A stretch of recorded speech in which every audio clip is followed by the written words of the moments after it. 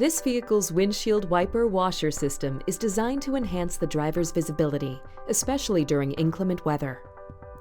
The wiper washer system is controlled with the stalk on the right side of the steering column.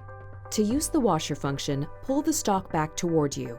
The washers will squirt cleaning fluid on the windshield, and the wipers will sweep until you release the lever.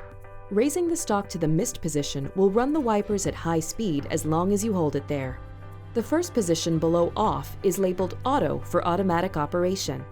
When set to this position, the wipers will operate in response to moisture detected on the windshield. The more detected, the quicker the wipers will sweep. You can adjust the sensitivity with the adjuster ring. On models with automatic operation, it's very important to make sure the wiper stalk is moved to off when the windshield is being cleaned or when going through a car wash. Otherwise, the system could be damaged. The next position down sets the wipers for low-speed wiper operation. And at the bottom of the range is the position for high-speed wiping when rain is falling heavily. The controls for the rear wiper and washer are on the very end of the stalk. From the off position, turn the knob one click to INT to engage intermittent rear wiper operation.